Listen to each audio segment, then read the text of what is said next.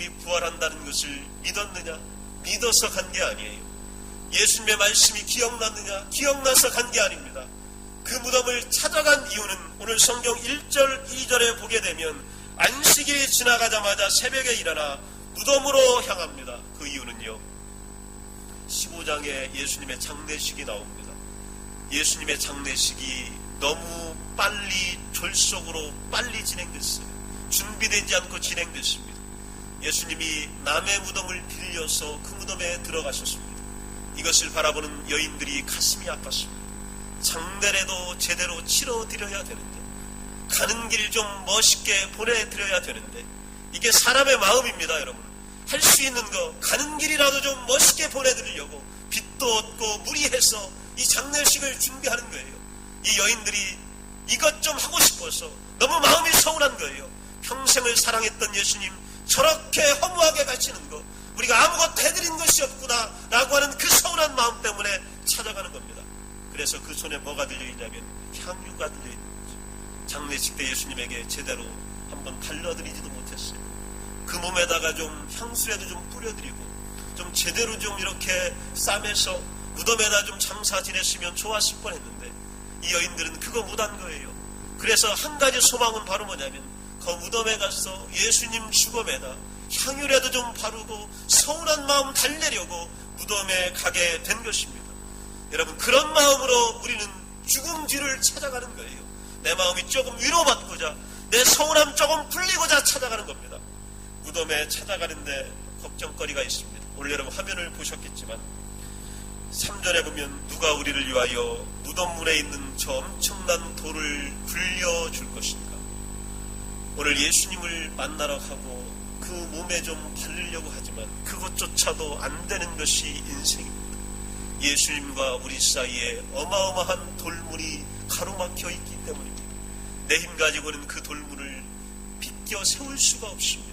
그 돌문을 치울 수가 없는 것이 바로 우리들의 문제입니다. 이것이 바로 벽이라고 하는 것이고 절망이라고 하는 것이고 병이라고 하는 것입니다. 오늘 이 여인들, 예수님을 찾아가는 여인들에게 돌문은 꽉 막히고 그들을 가로막고 있는 것입니다. 소박한 꿈마저 안 되는 거예요. 마음 하나 위로받고자 향유 좀 치려고 갔는데 그것마저도 안 되는 것, 이것이 바로 우리 인생사입니다.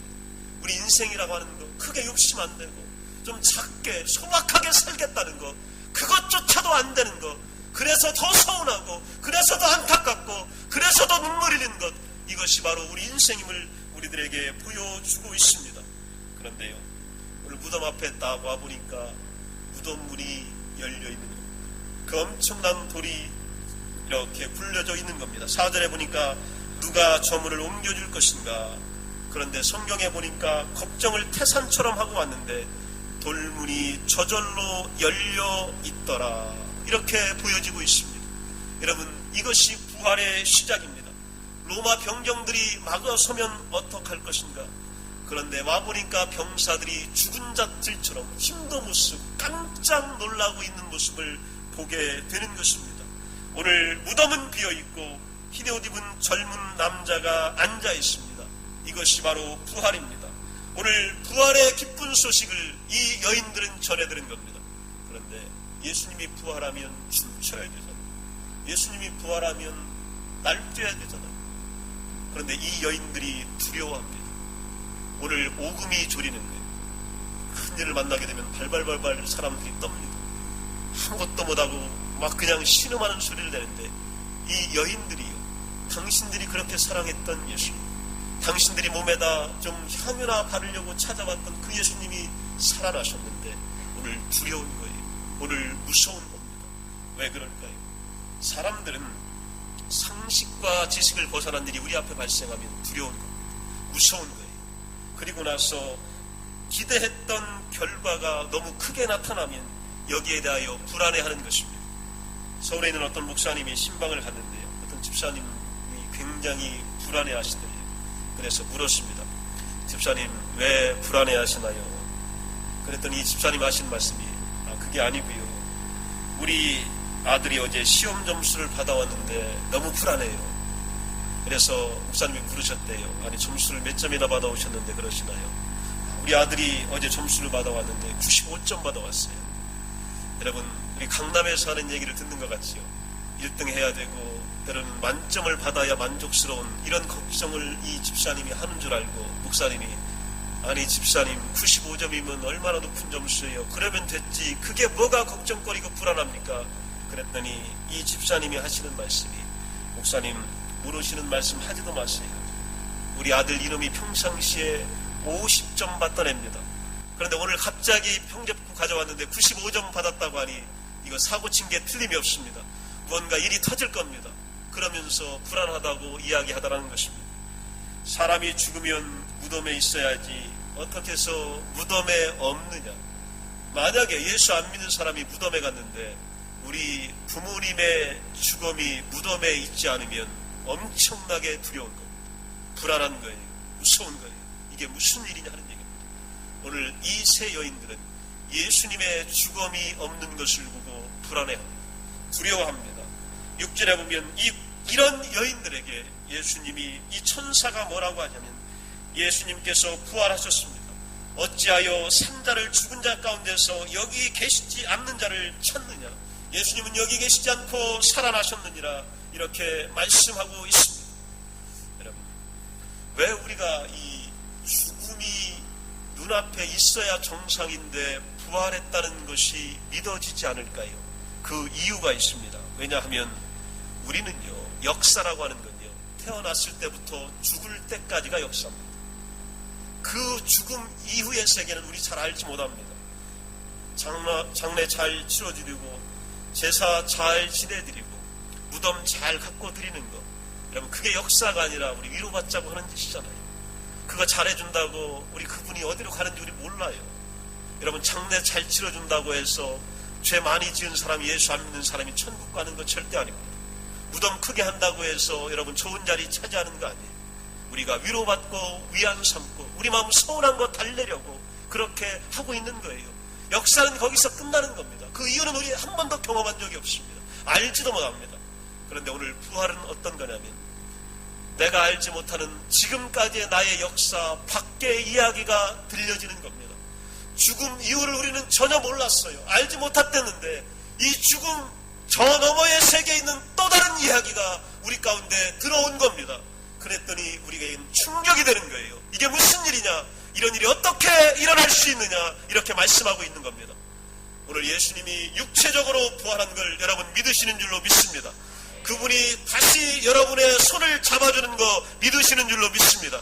예수님이 재림할 때에 여러분의 눈으로 그분이 하늘로부터 공중으로 내려오시는 것을 믿으실 줄로 믿습니다. 이것이 신앙입니다.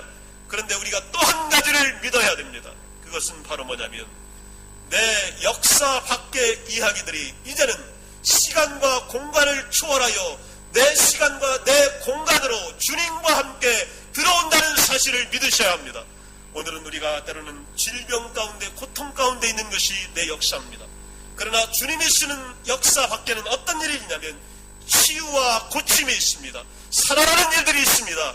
이것이 부활의 역사입니다. 오늘날은 상처받고 소외받고 단절된 가운데 찾아있는 것, 우리가 쓰는 역사입니다. 그러나 부활을 경험한 주님의 역사는 소통이 있고 친교가 있고 교제가 있고 교통함이 있는 것입니다. 이것이 우리 가운데 찾아오는 것이 역사입니다. 지금까지 내 자녀들은요, 속썩였습니다. 늘 문제투성이었습니다. 기도해도 응답이 안 됐습니다. 그리고 내가 생각해봐도 내 자녀지만 싹수가 놀아납니다. 이게 우리의 역사지요. 그런데 부활의 역사는 어떤 거냐면요, 이 역사가 뒤바뀌어지는 겁니다. 한 번도 경험하지 못했던 놀라운 일들이 죽음 저 너머의 세계에서 우리 안으로 들어오게 되는 것입니다. 오늘 나쁜 짓 하는 자녀들의 영이 맑아지는 일이 일어날 줄로 믿습니다. 오늘 여러분 공부하지 못하는 자녀들에게 어떤 분야에서도 창조적인 영으로 그 분야의 리더와 지도자가 되는 일들이 일어날 줄로 믿습니다. 미움과 다툼과 분노의 역사 가운데서 부활의 주님이 가져오는 시간과 공간은요, 관용과 여호와 사랑이 우리 가운데 개입되는 겁니다. 우리 가운데 침투하여 오는 것입니다. 이것이 바로 부활의 역사입니다. 우리는 지금까지 안 된다고 생각했습니다. 지금까지 우리는 예수님의 무덤을 찾아가는 것도 부활을 기대하러 간 게 아니에요. 서울에서 찾아간 거.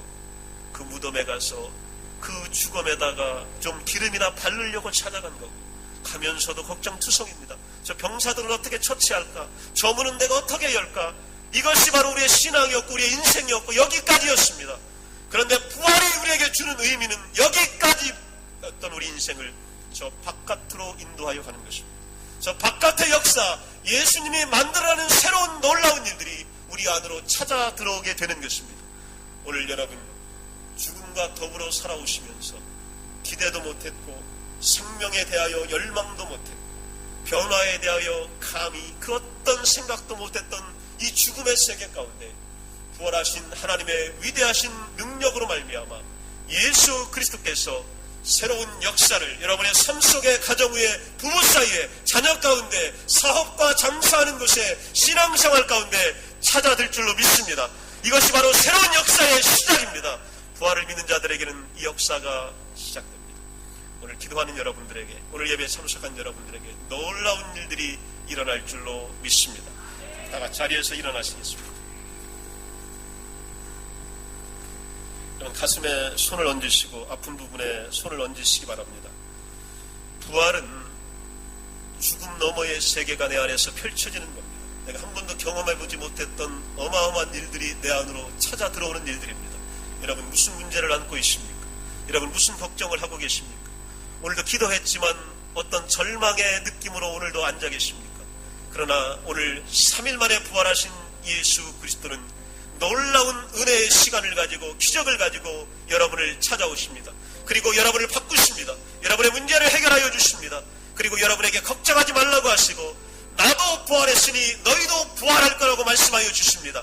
예수가 일으킨 기적이 우리의 기적이 됩니다. 예수의 능력이 우리의 능력이 되기 때문에 우리는 지금 기도할 수 있는 것입니다.